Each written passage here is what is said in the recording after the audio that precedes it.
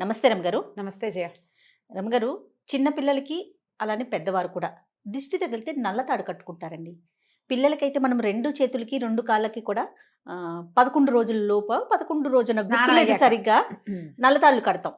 ఈ మధ్య మనం పెద్దవాళ్ళ కాళ్ళకి కూడా చూస్తూ ఉన్నాం. నిజంగా దిష్టికి నల్ల తాడు పనిచేస్తుంది అంటారా? దిష్టి అంటే మనం చంటి పిల్లలకి ఏం చేస్తాం, 11వ రోజు కొన్ని ఇళ్లలో 11వ రోజు స్నానం చేస్తారు, కొంతమంది 9వ రోజు స్నానం చేయించే విధానం కూడా ఉంది. అవునవును. స్నానాలు చేశాక పిల్లలకి నల్లతాడు అంటే ప్రతి వాళ్ళు పిల్లాడు ఎంత బాగున్నాడో అన్నా దిష్టి తగులుతుంది. ఏమిటమ్మా పిల్లాడు ఇలా ఉన్నాడు అన్నా కూడా పిల్లలకి ఆ ప్రెషర్ తగులుతుందని ఈ నల్లటి దారం కానీ ఏదైనా ఉంటే డార్క్ కలర్ ఈ నలుపు ఆ నెగిటివిటీని లాక్కుంటుంది అని మనం సాధారణంగా వినేది ఏంటంటే, మనకు తెలుసు మన శరీరం చుట్టూతా ఆరా ఉంటుంది. అవును, మానవ శరీరం చుట్టూతా కూడా కంటికి కనపడని ఒక పల్చటి కాంతి వలయం ఉంటుంది. ఓకే, కళ అంటాం దాన్ని మనం. భలే కళ, లక్ష్మీ కళ ఒకళ్ళల్లో అవునవును కనపడుతుందా? అనారోగ్యం వచ్చిందనుకో, ప్రేతకళ పడ్డాడు మనిషి అంటారు. అంటే మరణాసన్నుడుగా కనపడుతున్న ఒక లుక్ వాళ్ళలో వచ్చేస్తుంది. ఆ చుట్టూతా ఉన్న వలయంలో ఉంటుందన్నమాట. అది ఎవరైనా బాగుంది బాగుంది బాగుంది అంటే ఈ వలయానికి తూట్లు పడతాయి. అవునా రమ్మగారు? పడేసరికల్లా ఏమవుతుంది, అది శరీరానికి తగిలేస్తుంది. దానివల్లే మనకి విసుగ్గా ఉంటుంది, అలసిపోయినటువంటి తలకాయ నొప్పి వస్తుంది, మొహాలు వాడిపోతాయి, కళ్ళు మూతలు పడిపోతున్నటువంటి ఆవలింతలు వస్తాయి. కొంచెం కనపడుతుంది. ఒక వయసుకు వచ్చిన పిల్లలు అనుకోండి, వయసు అంటే ఇన్ ద సెన్స్ ఇప్పుడు మా బుడ్డ దానిలాగా 7 పిల్లలు టపా టపా టపా పడతానే ఉంటుంది గారు.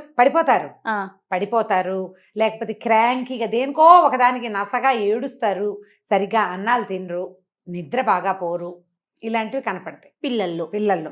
పెద్దవాళ్లలో ఈ దిష్టి వల్ల ఏంటంటే చికాకు, భరించలేనితనం, ఇన్సోమ్నియా వస్తుంది, నిద్రలేమి కూడా వస్తుంది, విసగట వచ్చేస్తుంది, ఒంటికి ఏదో ఆపాటం, అంటే పని చేయగలిగినట్టు ఉండదు, ఒంటికి ఏం ప్రాబ్లం ఉండదు, కానీ వీళ్ళు పని చేయలేనట్టుగా అనిపించేస్తుంది, బద్ధకం వచ్చేస్తుంది.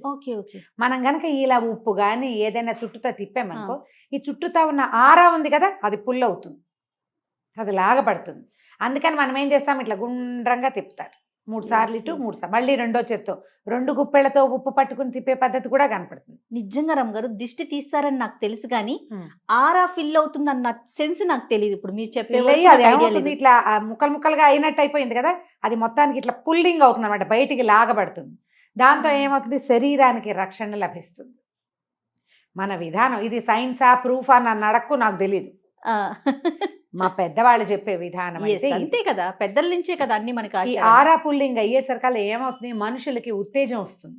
మళ్ళీ ఆ ఆరా ఎంత కలర్ఫుల్గా ఉంటుందో మనుషులు అంత బ్రైట్గా ఉంటారు. కొంతమంది ముక్కు మొహం అన్నీ చక్కగానే ఉంటాయి, అంత మనుషులు బాగుంటారు, కానీ వాళ్ళలో కళ ఉండదు. ఈ ఆరా డల్గా ఉందన్నమాట. ఒకళ్ళు సామాన్యంగా ఉంటారు కానీ అందరినీ ఆకర్షిస్తారు. వాళ్ళలో అంటే వాళ్ళ లోపల ఉన్న తత్వాన్ని బట్టి ఆరా ఇంకా బ్రైట్ అవుతుంది. మామూలుగా అందరికీ ఉంటుంది, లోపల చాలా ఉత్సాహవంతులు, ఇతరులకి సహాయం చేసేవాళ్ళు, ఏ చెడు ఆలోచనలు ఉండవు, స్వార్థపరులు కాదు, మంచి లక్షణాలు ఉన్నాయనుకో, ఆత్మ అద్భుతమైంది వాళ్ళది. అది ఆత్మ సౌందర్యమే ఈ శరీరానికి బయట ఫిల్లింగ్ అవుతూ ఉంటుంది అనమాట. అందరికీ ఉంటాయి, అందులో ఫిల్ అయ్యే రంగుల్ని బట్టి కళ వస్తుంది. మనం ఈ తిప్పేది ఈ కట్టేది దానికోసమే. ఈ నల్ల తాడు కట్టుకున్నాం అనుకో, ఏదైనా వచ్చిన మన మీదకి వచ్చినటువంటి చెడు దృష్టి, చెడు ఆలోచన ఈ తాడు లాగేస్తుంది. ఈ తాడుని ఎక్కువ రోజులు ఉంచారు. చంటి పిల్లలకి మొలతాడు కడతామా, నెల మార్చేస్తుంటాం. ఈ పిల్లలకు కట్టిన తాళ్ళు కూడా కొన్నాళ్ళకి మాసిపోతే తీసేస్తాం. అవునవును. తర్వాత కాలికి కట్టుకుంటే అది కూడా 3 ముళ్ళేసి ఒక నల్ల తాడు. రెగ్యులర్గా ప్రజల్లోకి వెళ్ళేవాళ్ళు, తరచుగా ఏదో డల్ అయిపోతున్నాం మనం, ఏమి అనారోగ్యం లేదు, ఏమిటో డల్గా ఉంటుంది, వాళ్ళు కూడా ఒక నల్లదారం తీసుకోవటం, 3 ముళ్ళు వేయటం దానికి, ఆ తాడుని కాలికి కట్టుకోవటం. అది కనిపించినా కనిపించకపోయినా ఎవరో ఒకళ్ళకి కనపడినా సరిపోతుంది. కాటుకు పెడతాం, చుక్కలు పెడతామా, కొంతమంది పిల్లలకి ఇక్కడోటి ఎన్ని చుక్కలు పెడతారో, అరికాల్లో ఒకటి, అవునవును, ఇవన్నీ పెట్టుకుంటామా. ఇవన్నీ ఏంటంటే దాన్ని తీసుకుంటాయన్న నమ్మకం. తీస్తాయా తీయవా అనేది వేరే కదా. మన నమ్మకం, అది మన నమ్మకం. అయితే ఈ నల్ల తాడుని ప్రతి నెలా మార్చుకోవాలి. నిన్న కొత్త అమావాస్య వెళ్ళింది కదా, ఏది మన ఉగాది పండగకి ముందు రోజు, ఆ రోజున ఇంటికి కట్టిన దిష్టి గుమ్మడికాయలు కడతామా, అవి కూడా మార్చుకుంటారు. సంవత్సరం అంతా ఉంచుకున్న కొత్త అమావాస్య రోజున తీసేయటం, మళ్ళీ ఫ్రెష్ కాయలు పెట్టుకుంటారు. అవన్నీ కూడా మనకి ఈ నరదృష్టిని నివారించడానికి. మనము మనుషులమే కదా, మనం కూడా చూస్తాం కదా, మన కంటికి కూడా అలా అవుతుందంటే నరుడి కంటికి నల్లరాయి పగులుతుంది. అందులో నరుడులో నువ్వు ఉన్నావు, నేను ఉన్నా, కెమెరామెన్ మహేష్ కూడా ఉంటాడు, అందరూ ఉంటారు. మనమే ఎంత బాగుందో ఎంత బాగుందో ఎంత బాగుందో అంటే మనకు అది గుర్తొస్తూ ఉంటుంది. లేకపోతే బాగోలేదని ఏమిటో వాళ్ళు అలా ఉన్నారు అదే గుర్తొస్తుంది. అవును అవును. మన ప్రెషర్ వాటి మీదకి వెళ్ళిపోతుంది. నల్లతాడు లక్షణంగా కట్టుకోవచ్చు, పిల్లలకి కట్టచ్చు. మనం కాశీదారాలు, దేవుడి తాళ్ళు అవి కట్టుకుంటాం తాయెత్తు. 3 రోజులే వాటి లైఫ్. 3 days కట్టుకోవాలని చెప్తారు. 3 రాత్రులు మనతో అది నిద్ర చేస్తే తర్వాత ఇంకా దానికి శక్తి ఉండదని చెప్తారు. ఈ తాడు కట్టుకుంటారు, అలాగే ఉంచుకుంటుంటారు. అవి మురికిగా అయిపోయి దరిద్రంగా ఏడుస్తాయి. అవును, మురిగ్గా ఉంటాయి, పనిచేస్తాయా. 3 days కట్టుకోవాలి. నల్లతాడు అయితే మాత్రం ఒక నెల. ఈ నల్లతాడు మనమే స్వయంగా కట్టం, దేవుడివి ఆ ఊరు నుంచి తెచ్చిన కాశీదారాలు అవి కాదు కదా.